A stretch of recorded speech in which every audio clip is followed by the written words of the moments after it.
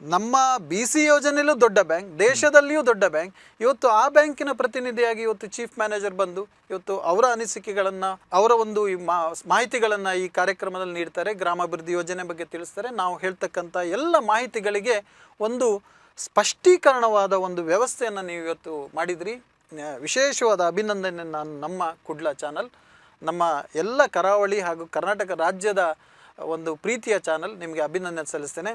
ಮುಖ್ಯವಾಗಿ ಈ ಒಂದು ಕಾರ್ಯಕ್ರಮದಲ್ಲಿ ಸಾಕ್ಷೀಭೂತರಾಗಿರ್ತಕ್ಕಂಥದ್ದು ನಮ್ಮ ಸದಸ್ಯರು. ಇವತ್ತು ಇಡೀ ಗ್ರಾಮಾಭಿವೃದ್ಧಿ ಯೋಜನೆ ಯಾರಿಗಾಗಿದೆ? ನಮ್ಮ ಸದಸ್ಯರಿಗಾಗಿದೆ. ಈ ನಮ್ಮ ಸದಸ್ಯರನ್ನು ಯಾವತ್ತು ಫಲಾನುಭವಿಗಳಂತ ನಮ್ಮ ಯೋಜನೆಯಲ್ಲಿ ಕರೆಯೋದಿಲ್ಲ. ಫಲಾನುಭವಿಗಳ ಅರ್ಥ ಸ್ವಲ್ಪ ಎಲ್ಲೋ ಒಂದು ರೀತಿಯಲ್ಲಿ ಫಲವನ್ನು ಸ್ವೀಕರಿಸೋರಂತಾಗುತ್ತೆ. ಆದರೆ ನಮ್ಮ ಯೋಜನೆಯಲ್ಲಿ ನಮ್ಮ ಸದಸ್ಯರನ್ನು ನಾವು ಪಾಲುದಾರರು, ಪ್ರಗತಿಯಲ್ಲಿ ಪಾಲುದಾರ ಅಂತ ಹೇಳ್ತೇವೆ. ನಾವು ನಿಮ್ಮ ಪ್ರಗತಿಯಲ್ಲಿ ಪಾಲುದಾರರು, ನಿಮ್ಮ ಪ್ರಗತಿಯಲ್ಲಿ ನೀವು ಪಾಲುದಾರರು. ಸೊ ಪ್ರಗತಿಯಲ್ಲಿ ಪಾಲುದಾರಾಗಿರ್ತಕ್ಕಂತಹ ನಮ್ಮ ಸದಸ್ಯರು ಇಡೀ ಯೋಜನೆ ಅಸ್ತಿತ್ವ. ಇವತ್ತು ನಾನಾ ಸಂಘಗಳಿಂದ, ಬೇರೆ ಬೇರೆ ಸಂಘದಿಂದ ಅವರು ಸದಸ್ಯರು ಬಂದಿದ್ದಾರೆ. ಅವರು ಹೇಗೆ ಸಂಘಗಳ ನಿರ್ವಹಣೆ ಆಗುತ್ತೆ, ನಮ್ಮ ಬ್ಯಾಂಕಿನ ದೃಷ್ಟಿಕೋನ ಎಲ್ಲವನ್ನು ತಿಳಿದುಕೊಳ್ತಕ್ಕಂಥ ಒಟ್ಟಿನಲ್ಲಿ ಹೇಳಬೇಕಂದ್ರೆ ಇಡೀ ಗ್ರಾಮಾಭಿವೃದ್ಧಿ ಯೋಜನೆ ಒಂದು ವ್ಯವಸ್ಥೆಯನ್ನು ನೀವು ಒಂದು ವೇದಿಕೆಯಲ್ಲಿ ತಂದಿದ್ರಿ. ಕಾನೂನಾತ್ಮಕವಾಗಿ ಇವತ್ತು ಆಡಳಿತಾತ್ಮಕವಾಗಿ, ಸಾಮಾಜಿಕವಾಗಿ ಅನೇಕ ವಿಷಯಗಳ ಬಗ್ಗೆ ಡಿಸ್ಕಷನ್ಸ್ ಮಾಡಲಿಕ್ಕೆ ಒಂದು ಒಳ್ಳೆಯ ಪ್ಲಾಟ್ಫಾರ್ಮನ್ನು ನೀವು ಕ್ರಿಯೇಟ್ ಮಾಡಿದ್ರಿ. ತಮ್ಮ ಪ್ರಥಮ ಪ್ರಶ್ನೆ ಬಹುಶಃ ಗ್ರಾಮಾಭಿವೃದ್ಧಿ ಯೋಜನೆ ಅಸ್ತಿತ್ವ, ಹಿನ್ನೆಲೆ, ಬಹುಶಃ ಯಾವ ರೀತಿ ಆಯಿತು, ಸಾಧನೆಗಳು, ಚಾಲೆಂಜಸ್ಗಳು ಇವೆಲ್ಲವೂ ಕೂಡ ಸರ್ ಬಹುಶಃ ಇವತ್ತು ಇಡೀ ದಿನ ಸಾಕಾಗ್ಲಿಕ್ಕಿಲ್ಲ ಅದನ್ನು ಹೇಳಬೇಕಂದ್ರೆ. ಆದರೆ ಸಂಕ್ಷಿಪ್ತವಾಗಿ ಹೇಳುವ ಪ್ರಯತ್ನವನ್ನು ಮಾಡ್ತೇವೆ. ಈ ಗ್ರಾಮಾಭಿವೃದ್ಧಿ ಯೋಜನೆಯನ್ನು ಸ್ಥಾಪಿಸಿರ್ತಕ್ಕಂತಹ ಅಧ್ಯಕ್ಷರ ಒಂದು ಚಿಂತನೆ ಎಷ್ಟು ಮಹತ್ತರವಾಗಿರ್ತಕ್ಕಂಥದ್ದು ಅಂದರೆ 1982ರಲ್ಲಿ ಶ್ರೀ ಕ್ಷೇತ್ರ ಧರ್ಮಸ್ಥಳ ಗ್ರಾಮಾಭಿವೃದ್ಧಿ ಯೋಜನೆ ಅನ್ನುವುದನ್ನು ಒಂದು ಟ್ರಸ್ಟ್ ಕಾಯ್ದೆಯಲ್ಲಿ ಸ್ಥಾಪಿಸಿದರು. ಒಂದು ಚಾರಿಟೇಬಲ್ ಟ್ರಸ್ಟ್ ಕಾಯ್ದೆಯಲ್ಲಿ ಯಾವ ಸಂಸ್ಥೆಯನ್ನು ಸ್ಥಾಪಿಸ್ತಾರೆ ಅನ್ನೋ ಉದ್ದೇಶ ನಿಮ್ಗೆ ಗೊತ್ತಿರುತ್ತೆ. ಅದು ಸಂಪೂರ್ಣವಾಗಿ ಸಮಾಜ ಸೇವೆಗೆ ತನ್ನನ್ನು ಅರ್ಪಿಸಿಕೊಳ್ಳುವಂಥ ಸಂಸ್ಥೆಗಳಾಗುತ್ತೆ. ಇಲ್ಲ ಅಂದರೆ ಒಂದು ಕಂಪನಿಯನ್ನು ಸ್ಥಾಪಿಸ್ಬೋದು, ಪಾರ್ಟ್ನರ್ಶಿಪ್ ಫರ್ಮ್ ಮಾಡ್ಬೋದು, HUF ಮಾಡ್ಬೋದು.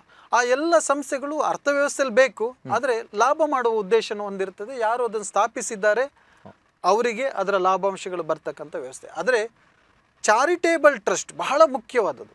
ಚಾರಿಟೇಬಲ್ ಟ್ರಸ್ಟ್ನಿಂದ ಯಾವುದೇ ಸಂಸ್ಥೆಯನ್ನು ಪ್ರಾರಂಭ ಮಾಡಿದರೂ ಕೂಡ ಆ ಚಾರಿಟೇಬಲ್ ಟ್ರಸ್ಟ್ ಅನೇಕ ಚಟುವಟಿಕೆಗಳನ್ನ ಮಾಡ್ಬೋದು.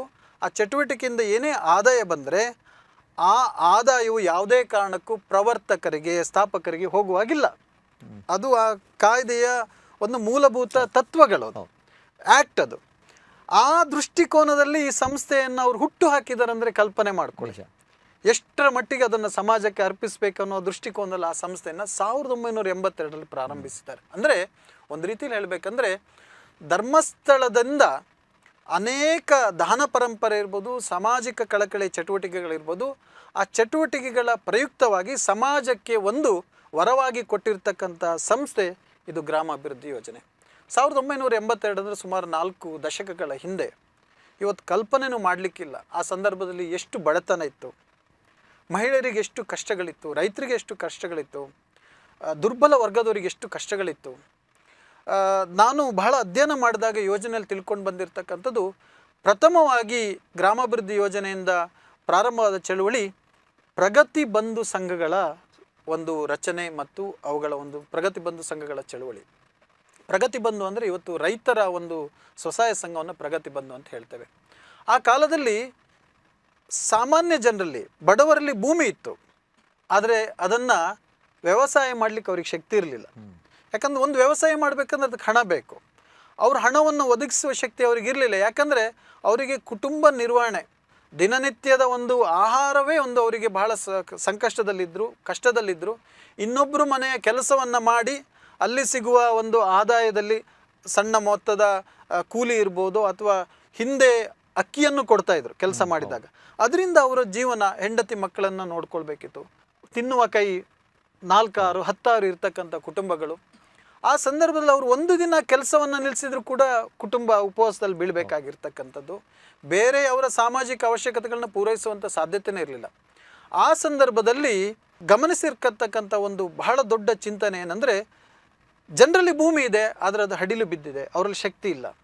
ಅದಕ್ಕೋಸ್ಕರ ಈ ಸಂಸ್ಥೆಯ ಅಧ್ಯಕ್ಷರು ಏನು ಯೋಚನೆ ಮಾಡಿದ್ರಂದರೆ, ಇವರಿಗೆ ಭೂಮಿಯನ್ನು ಇವರು ವ್ಯವಸಾಯ ಮಾಡಬೇಕಂದ್ರೆ ಇವರ ಕುಟುಂಬದ ನಿರ್ವಹಣೆಯನ್ನು ಇನ್ನೊಂದು ವ್ಯವಸ್ಥೆಯಲ್ಲಿ ನೋಡ್ಕೊಳ್ಬೇಕಾಗತ್ತೆ.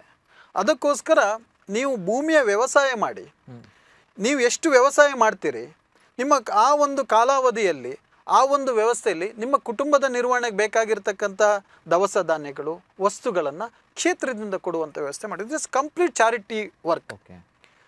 ಅಂದರೆ ಅವರೊಂದು 2 ಎಕರೆ ಭೂಮಿ ಇದೆ, ಅದರಲ್ಲಿ ನಾನೊಂದಿಷ್ಟು ಕೃಷಿ ಮಾಡ್ತೇನೆ, ಒಂದಿಷ್ಟು ತರಕಾರಿ ಬೆಳಿತೇನೆ, ಒಂದಿಷ್ಟು ದೀರ್ಘಾವಧಿ ಬೆಳೆಗಳನ್ನು ಮಾಡ್ತೇನೆ, 2 ರೀತಿಯಲ್ಲಿ ವಿಂಗಡಣೆ ಮಾಡಿದ್ರು. ನಿತ್ಯ ಆದಾಯ ತರ್ತಕ್ಕಂಥ ಬೆಳೆಗಳನ್ನು ನೀವು ಬೆಳೆಸಿ ಅದ್ರಲ್ಲಿ ನಿತ್ಯ ಆದಾಯ ಬರುತ್ತೆ. ತರಕಾರಿಗಳಿರ್ಬೋದು, ಹೂವುಗಳಿರ್ಬೋದು, ಬೇರೆ ವ್ಯವಸ್ಥೆಗಳು, ದೀರ್ಘಾವಧಿಯ ಒಂದು ಬೆಳೆಗಳನ್ನು ನೀವು ಬೆಳೆಸಿ. ಈ ರೀತಿ ಮಾಡುವಾಗ ಈ ಒಂದು ವ್ಯವಸ್ಥೆಯಲ್ಲಿ ಅವರಿಗೆ ಕುಟುಂಬದ ನಿರ್ವಹಣೆಗೆ ಬೇಕಾಗಿರ್ತಕ್ಕಂಥ ಆಹಾರದ ದವಸ ಧಾನ್ಯಗಳು, ಕೆಲವು ಪರಿಕರಗಳನ್ನು ಕ್ಷೇತ್ರದಿಂದ ಕೊಡಲಾಯಿತು. ಆಗೇನು ಮಾಡಿದ್ರು, ಅವರು ಸಂಪೂರ್ಣ ಈ ಒಂದು ಕೂಲಿಗೆ ದಿನನಿತ್ಯವೂ ಕೂಲಿ ಹೋಗಿ ಕುಟುಂಬ ನಿರ್ವಹಣೆ ಮಾಡ್ತಕ್ಕಂಥ ವ್ಯವಸ್ಥೆ ಬದಲಾಗಿ ತಮ್ಮ ಭೂಮಿಯನ್ನು ಅವರು ಅಭಿವೃದ್ಧಿಪಡಿಸ್ಲಿಕ್ಕೆ ಪ್ರಾರಂಭ ಮಾಡಿದರು. ಒಂದು 6 ತಿಂಗಳವರೆಗೆ ಅವರು ಒಂದು ತರಕಾರಿಗಳನ್ನು ಬೆಳೆಯುವಂಥದ್ದು ವ್ಯವಸ್ಥೆಯಲ್ಲಿ ಅವ್ರಿಗೆ ಸ್ವಲ್ಪ ಆದಾಯ ಬಂತು. ಅವರ ದೀರ್ಘಾವಧಿ ಬೆಳೆಗೂ ಬೇಕಾಗಿರ್ತಕ್ಕಂಥ ಸಸಿಗಳನ್ನು, ಕೃಷಿ ಉಪಕರಣಗಳನ್ನು ಕ್ಷೇತ್ರದಿಂದ ಕೊಡಲಿಕ್ಕೆ ಪ್ರಾರಂಭ ಮಾಡಿದರು. ಒಟ್ಟಿನಲ್ಲಿ ಸಾವಿರಾರು ಎಕರೆ ಪ್ರದೇಶಗಳು, ಹಡಿಲು ಬಿದ್ದ ಭೂಮಿಗಳು, ಕೃಷಿ ಚಟುವಟಿಕೆಗಳು ಪ್ರಾರಂಭ ಆಯಿತು. ಅವರ ಇನ್ಕಮ್ ಬರಲಿಕ್ಕೆ ಪ್ರಾರಂಭ ಆಯಿತು. ಆಗ ಒಂದು ಸ್ವಸಹಾಯ ಸಂಘದ ಚಳುವಳಿಯನ್ನು ಚಿಂತನೆ ಮಾಡಿ ಪ್ರಾರಂಭಿಸಿದರು. ಆ ಸ್ವಸಹಾಯ ಸಂಘಗಳನ್ನ ಮಾಡುವಾಗ ಪ್ರಾರಂಭದಲ್ಲಿ ಉಳಿತಾಯ ಮಾಡುವಂಥ ಒಂದು ವ್ಯವಸ್ಥೆ ಇತ್ತು. ಕೃಷಿ ಅಭಿವೃದ್ಧಿಯನ್ನು ಮಾಡ್ತಾಯಿದ್ರು. ಅವರಿಗೆ ಬೇಕಾಗಿರ್ತಕ್ಕಂಥ ಎಲ್ಲ ಸಪೋರ್ಟನ್ನು ಕ್ಷೇತ್ರದಿಂದ ಕೊಡ್ತಾಯಿದ್ರು. ಉಳಿತಾಯ ಮಾಡುವಾಗ ಅವರು ಬ್ಯಾಂಕಿನಲ್ಲಿ ಉಳಿತಾಯ ಖಾತೆಯನ್ನು ಮಾಡಿದರು. ಒಮ್ಮೆ ಹೀಗೆ ಬಹಳ ಪ್ರವಾಸಗಳನ್ನು ಮಾಡ್ತಾಯಿದ್ರು, ಕ್ಷೇತ್ರಕ್ಕೆ ಹೋಗಿ ನೋಡ್ತಾಯಿದ್ರು. ಅವರ ಕಷ್ಟಗಳನ್ನು ನೋಡುವಾಗ ಒಬ್ಬ ಕೃಷಿಕ ಹೇಳಿದರು, ನನಗೆ ನಾನು ವ್ಯವಸಾಯ ಮಾಡ್ಬೋದು, ಆದರೆ ನಮಗೊಂದು ಪಂಪ್ ಸೆಟ್ ಬೇಕು ಅಂತ. ಆ ಪಂಪ್ ಸೆಟ್ ಕಲ್ಪನೆಯಿಂದ ಪ್ರಾರಂಭ ಆದದ್ದು. ಪಂಪ್ ಸೆಟ್ ಬೇಕಂದ್ರೆ ಬಹುಶಃ ಆಗ 3,000 ಇತ್ತು. ಅವರ ಸ್ವಸಹಾಯ ಸಂಘದ ಉಳಿತಾಯ ಒಂದು 500 ರೂಪಾಯಿನ ಎಷ್ಟು ಇತ್ತು, ಎಲ್ಲರೂ ಸೇರಿ ಮಾಡಿರ್ತಕ್ಕಂಥದ್ದು. ಆಗ ಒಂದು ಕೋಆಪರೇಟಿವ್ ಬ್ಯಾಂಕ್ ಅಂದರೆ ಸೊಸೈಟಿಯ ಇದರಲ್ಲಿ ಅಲ್ಲಿಯ ಒಂದು ಮ್ಯಾನೇಜರ್ಗೆ, ಈ ಸಂಘಗಳಿಗೆ ನೀವು ಸಾಲವನ್ನು ಕೊಡಿ, ಆ ಜವಾಬ್ದಾರಿಯನ್ನು ಏನಾದರೂ ಇದ್ದರೆ ಅದರ ಜವಾಬ್ದಾರಿ ನಾವು ತೆಗೆದುಕೊಳ್ತೇವೆ. ಸಾಲವನ್ನು ಕೊಡೋದ್ರ ಮೂಲಕ ಅವ್ರು ಪಂಪ್ ಸೆಟ್ ಖರೀದಿ ಮಾಡ್ಬೋದು, ಎಲ್ಲರೂ ಒಟ್ಟಾಗಿ ಕೃಷಿ ಮಾಡ್ಬೋದು, ಒಳ್ಳೆ ನೀರಾವರಿ ಸಿಕ್ಕಿದರೆ ಒಳ್ಳೆ ಆದಾಯ ಬರುತ್ತೆ, ಅದರಲ್ಲಿ ಸಾಲವನ್ನು ಅವರು ತೀರಿಸ್ತಾರೆ. ಸೊ ಯಾವಾಗ ಒಂದು ರೀತಿಯ ಜವಾಬ್ದಾರಿ, ಅತ್ಯಂತ ಜವಾಬ್ದಾರಿಯುತವಾದ ವ್ಯವಸ್ಥೆ ಪಡೆದುಕೊಳ್ಳುತ್ತೆ ಅನ್ನುವಾಗ ಬ್ಯಾಂಕಿಂಗ್ ಕ್ಷೇತ್ರಗಳು ಮುಂದೆ ಬರ್ತಕ್ಕಂಥದ್ದು ಒಂದು ಮೂಲ ಪರಿಕಲ್ಪನೆ. ಅದು ನಂತರ ಬಹಳ ದೊಡ್ಡ ಒಂದು ಶಾಸನಬದ್ಧವಾದ ವ್ಯವಸ್ಥೆ ಆಯಿತು. ಆದರೆ ಈ ಶಾಸನಬದ್ಧ ವ್ಯವಸ್ಥೆ ರಿಸರ್ವ್ ಬ್ಯಾಂಕ್ ಆಫ್ ಇಂಡಿಯಾ ನಂತರದ ದಿನಗಳಲ್ಲಿ ಬಹಳ ಅಚ್ಚುಕಟ್ಟಾಗಿ ಈ ವ್ಯವಸ್ಥೆಯನ್ನು ತಂದಿರತಕ್ಕಂಥದ್ದು. ಸೊ ಅಲ್ಲಿ ಪ್ರಾರಂಭವಾದ ಒಂದು ಆರ್ಥಿಕ ಜೋಡಣೆಯ 1990ನೇ ಇಸ್ವಿಯ ಆಸುಪಾಸಲ್ಲಿ ಇಂತಹ ಒಂದು ಪರಿವರ್ತನೆಗಳು ಆಗಿರ್ತಕ್ಕಂಥ ಸಂದರ್ಭ. ಪಂಪ್ಸೆಟ್ ಅಂತ ತೆಗೆದುಕೊಂಡ್ರು, ನೀರಾವರಿ ಚೆನ್ನಾಗಾಯಿತು, ಬೆಳೆ ಬಂತು, ಸಾಲವನ್ನು ತೀರಿಸಿದ್ರು, ನಂತರ ಒಂದು ಆರ್ಥಿಕ ಚಟುವಟಿಕೆಗಳು ಪ್ರಾರಂಭ ಆಯಿತು. ಪ್ರಮುಖವಾಗಿ ಬೇಸ್ ಆಗಿ ಕೃಷಿಯ ವಿಚಾರದಲ್ಲಿ ಇದು ಪ್ರಾರಂಭ ಆಗಿರ್ತಕ್ಕಂಥ ಕೃಷಿ ಸಂಘಗಳಿಂದನೇ ಈ ಸ್ವಸಹಾಯ ಸಂಘಗಳ ಅದ್ಭುತ ಪರಿಕಲ್ಪನೆ ಪ್ರಾರಂಭ ಆಗಿದ್ದು. ನಂತರ ಮಾತೃಶ್ರೀ ಹೇಮಾವತಿ ಅಮ್ಮನವರು ಮಹಿಳೆಯರ ಸಂಘಗಳನ್ನು ಮಾಡಬೇಕನ್ನುವ ಬಹಳ ಅದ್ಭುತ ಪರಿಕಲ್ಪನೆಯನ್ನು ಮಾಡಿದ್ರು. ಅದಕ್ಕೂ ಕೂಡ ಬಹಳ ದೊಡ್ಡ ವ್ಯವಸ್ಥೆ ಆಯಿತು. ಮಹಿಳಾ ಸ್ವಸಹಾಯ ಸಂಘಗಳಾಯಿತು. ನಾನು ಅದರ ಪ್ರತಿ ಹಂತವನ್ನು ಹೇಳಬೇಕಂದ್ರೆ ಬಹಳ ಸಮಯ ಆಗುತ್ತೆ. ನಂತರ ಅದೊಂದು ದೊಡ್ಡ ಚಳುವಳಿ ಆಯಿತು. ನನ್ನ ಬ್ಯಾಂಕಿಂಗ್ ವೃತ್ತಿ ಜೀವನ ನೆನಪಿಸ್ಕೊಳ್ಬೇಕಾಗಿದೆ. ನಾನು ಕೂಡ 12 ವರ್ಷಗಳಿಂದ ಹೆಚ್ಚು ಕಾಲ ನಮ್ಮ ದೇಶದ ಪ್ರತಿಷ್ಠಿತ ಬ್ಯಾಂಕ್ ಆದ ವಿಜಯ ಬ್ಯಾಂಕಲ್ಲಿ ಕೆಲಸ ಮಾಡಿರ್ತಕ್ಕಂಥದ್ದು, ಸೇವೆ ಸಲ್ಲಿಸ್ತಕ್ಕಂಥದ್ದು. ಇವತ್ತು ಕೂಡ ಅದು ಪ್ರತಿಷ್ಠಿತ ಬ್ಯಾಂಕ್ ಆಫ್ ಬರೋಡದ ಜೊತೆಗೆ ವಿಲೀನವಾಗಿ ಭಾಳ ಒಳ್ಳೆಯ ಸೇವೆಯನ್ನು ಬ್ಯಾಂಕ್ ಆಫ್ ಬರೋಡ ಸಲ್ಲಿಸ್ತಾ ಇದೆ. ನಾನು ಹೆಡ್ ಆಫೀಸಲ್ಲಿ, ರೀಜನಲ್ ಆಫೀಸಲ್ಲೆಲ್ಲ ಕೆಲಸ ಮಾಡಿದ್ದೆ. 5 ಬ್ರಾಂಚಲ್ಲಿ ಕೆಲಸ ಮಾಡಿದೆ. 3 ಬ್ರಾಂಚಲ್ಲಿ ಬ್ರಾಂಚ್ ಮ್ಯಾನೇಜರ್ ಆಗಿದೆ. ಎಷ್ಟು ದಿನ ನನಗೆ ಭಾಳ ಸಂತೋಷ ಇರ್ತಿತ್ತು. ನಾವು ಬ್ಯಾಂಕಲ್ಲಿ ಕೆಲಸ ಮಾಡುವಾಗ ಒಂದಿಷ್ಟು ಜನರಿಗೆ ನಾವು ಸಹಾಯವನ್ನು ಮಾಡಿದಾಗ, ಸಾಲವನ್ನು ಕೊಟ್ಟಾಗ, ಬ್ಯಾಂಕಿನ ಸೇವೆಗಳನ್ನು ಕೊಟ್ಟಾಗ ಎಷ್ಟೋ ಜನ ಹಳ್ಳಿಯಿಂದ ನಮ್ಮಲ್ಲಿ ಸಾಲ ಕೇಳಲಿಕ್ಕೆ ಬರ್ತಾಯಿದ್ರು.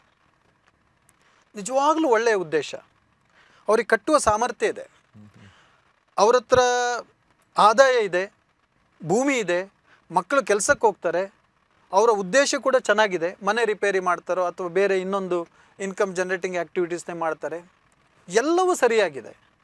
ಆದರೆ ನಿಯಮದ ಪ್ರಕಾರ ಅವ್ರಿಗೆ ನನಗೆ ಸಾಲ ಕೊಡಲಿಕ್ಕೆ ಆಗ್ತಾ ಇರಲಿಲ್ಲ. ಯಾಕಂದರೆ ಅವರ ಕೃಷಿ ಭೂಮಿ ಇದೆ ಅಂದರೆ ಅದು ಕೂಡ ರೆಕಾರ್ಡ್ ಸರಿ ಇರ್ತಿರ್ಲಿಲ್ಲ. ಮಕ್ಕಳು ಉದ್ಯೋಗದಲ್ಲಿ ಹೋಗಿದ್ದಾರೆ, ಒಬ್ಬ ಮಗ ಒಂದು ಕನ್ಸ್ಟ್ರಕ್ಷನ್ ಫೀಲ್ಡಲ್ಲಿದ್ದಾನೆ, ಆದಾಯ ಇದೆ, 500 ರೂಪಾಯಿ ದಿನಕ್ಕೆ ದುಡಿತಾನೆ, ಆದರೆ ಇನ್ಕಮ್ ಸರ್ಟಿಫಿಕೇಟ್ ಇಲ್ಲ. ಇನ್ನೊಬ್ಬರು ಮಗ ಎಲ್ಲೋ ಕೆಲಸ ಮಾಡ್ತಾನೆ, ಇನ್ಕಮ್ ಸರ್ಟಿಫಿಕೇಟ್ ಇಲ್ಲ. ಇನ್ನು ಮನೆಯ ದಾಖಲೆ ನೋಡೋಣ ಅಂದರೆ ಇತ್ತೀಚಿನ ದಿನಗಳಲ್ಲಿ ಅದರ ಬಗ್ಗೆ ಹೆಚ್ಚು ಒಂದು ಪರಿವರ್ತನೆಗಳು ಆಗ್ತಾ ಇದೆ. ದಾಖಲಾತಿಗಳಲ್ಲಿ ಬಹಳಷ್ಟು ನ್ಯೂನತೆ ಇರತಕ್ಕಂಥದ್ದು. ಇನ್ನು ಅವರ ಸಿಬಿಲ್ ತೆಗಿಬೇಕು, ಅವರಿಗೆ ಸರಿಯಾದ ಗ್ಯಾರಂಟರ್ ಬೇಕು. ಈ ಪಟ್ಟಿಯನ್ನು ಅವರ ಮುಂದೆ ನೀಡಿದಾಗ ಬಹಳ ನಿರಾಸೆ ಆಗ್ತಿತ್ತು ಅವರಿಗೆ, ಯಾಕಂದರೆ ಅದರಲ್ಲಿ ಎಲ್ಲವನ್ನು ಒದಗಿಸಲಿಕ್ಕೆ ಅವ್ರಿಗೆ ಸಾಧ್ಯ ಆಗ್ತಿರಲಿಲ್ಲ. ಇದು ಕರುನಾಡ ನ್ಯೂಸ್, ನಿಮಗಾಗಿ ನಿಮ್ಮ ಸೇವೆಗಾಗಿ.